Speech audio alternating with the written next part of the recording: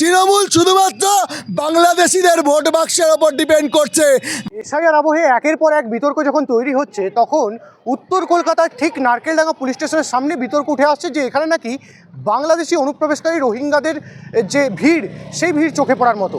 আমার সঙ্গে রয়েছে এই মুহূর্তে সৌনক মারিক, আমি কথা বলার চেষ্টা করব। তো এই অঞ্চলটা পুরোটাই যে দেখছেন না, একদম নারকেলডাঙ্গা থানার উল্টো দিক থেকে যে টোটাল অঞ্চলটা দেখুন, একদম দুদিকের আপনি যদি ক্যামেরাটা ঘোরান দেখতে পাবেন এখানের পরিস্থিতি এরকমই। এবং এখানে দিনের পর দিন এরা দখল করে বিভিন্ন জায়গা থেকে এসে, বাংলাদেশ থেকে এসে এখানে রয়েছে, এবং এরা এখানে এদের বৈধ কাগজপত্র সমস্ত কিছু সমস্যা রয়েছে। তারপরেও এদেরকে কাউন্সিলরের একদম চোখের সামনে, একটা 36 নম্বর ওয়ার্ডে পড়ে, এইখানে এক একটা ঘরে দোতলা করে রাখা রয়েছে এবং দুটো তিনটে জায়গা ধরে তারা রয়েছে। তো সেই কেন্দ্রবিন্দু এখান থেকে দুধকুটি সামনে রয়েছে, প্রতিবার বোমাবাজি হয় এইসব জায়গা থেকে। আর যারা ভোট দিতে চাইছে, যারা ভোট দেবে সাধারণভাবে, তারা সাধারণ মানুষের ভোটে এরা বিশ্বাসী নয় তৃণমূল। আজকে তার জন্যই তো বারবার এদের ওপর ভরসা করতে হচ্ছে, যারা বোম বন্দুক গুলি বারুদের নিয়ে এদেরকে কাজে লাগিয়ে তৃণমূল নিজের ভোট বাক্স স্ট্রং করে এবং তারা বারবার জয়লাভ করছে। এদেরকে ব্যবহার করছে, পুরোপুরি ব্যবহৃত হচ্ছে এরা।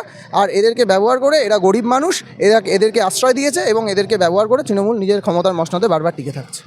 কারণ তৃণমূল কংগ্রেস সবাইকে শুধু ব্যবহার করছে। দাড়ি আর টুপি রাখলে মুসলিম হওয়া যায় না। আজকে দাড়ি আর টুপি রেখে যে মুসলিমরা ভারতের কথা বলে তাদেরকে অপমান করছে তৃণমূল। কিসের জন্যে দিনের পর দিন এটা ঘটতে থাকবে? আর হিন্দুদের আর মুসলিমদের কথা বলে তৃণমূল কংগ্রেস। মাদ্রাসায় কেন যে শিক্ষকরা চোখের জল জ্বালাচ্ছে, কেন মাদ্রাসায় নিয়োগ হচ্ছে না? কেন? তৃণমূল জবাব দিক। তৃণমূল কথা বলে না মুসলিমদের ভালো করছে? কারুর ভালো করে না, হিন্দুদের মুসলমানদের। শুধুমাত্র তৃণমূল নিজের রাজনীতি করছে আর পিসি ভাইপোর পকেট ভরাচ্ছে, এছাড়া তৃণমূলের কোনো কাজ নেই। তৃণমূল হিন্দুদের অপকার করছে, মুসলমানদের অপকার করছে, ভারতীয়দের অপকার করছে, যারা ভারতের নাগরিক তাদের অপকার করছে দিনের পর দিন ধরে। এই ভারতবর্ষে কেন আজকে আপনার আমার বাড়ি, সেখানে কেন পাশের বাড়ির লোককে আমরা জায়গা দেব? আজকে যারা ভারতীয় মুসলমান তারা ভারতে থাকবে, বুক ফুলিয়ে থাকবে, ইন্ডিয়ান পতাকা ধরে তারা রাস্তা দিয়ে হাঁটবে, কারুর বলার কোনো অধিকার নেই। তারা ভারতীয়, কিন্তু যারা বাংলাদেশ থেকে আসছে তাদেরকে ভারতবর্ষে থাকতে দেব না। তার জন্য যা হবে, তার জন্য যে যত দূর যেতে হবে। যারা ভারতীয় নয় তারা ভারতীয়দের পেটে লাথি মারতে পারে না, ভারতীয়দের চাকরি দখল করতে পারে না, ভারতীয়দের কোনো সম্পত্তিতে তাদের অধিকার নেই। মমতা বন্দ্যোপাধ্যায়ের ভাওতাবাজি সবাই বুঝতে পারছে। আজকে ওয়াকফ নিয়ে নাকি বিশাল আন্দোলন করলো তৃণমূল নেত্রী।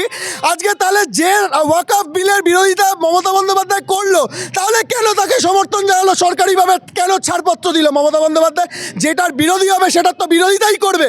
তাহলে কেন ওয়াকফ বিল মেনে নিল? কেন্দ্রীয় সরকারের বিরুদ্ধে মমতা বন্দ্যোপাধ্যায় বলেছিল, ওয়াকফের বিরোধিতা করেছিল, তাহলে কেন আজকে ওয়াকফ মেনে নিল? পুরোটাই মমতা বন্দ্যোপাধ্যায় ভাওতাবাজি করছে।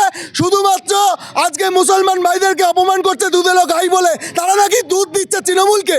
কেউ তৃণমূলের পক্ষে কথা বলতে চায় না, শুধুমাত্র ভয় দেখিয়ে ভোট বাক্স টিকিয়ে রাখার জন্য তৃণমূল ভুল বোঝাচ্ছে। তৃণমূল না হিন্দুর, না মুসলমানের, না মানুষের, না ভারতীয়দের। তৃণমূল শুধুমাত্র বাংলাদেশিদের ভোট বাক্সের ওপর ডিপেন্ড করছে।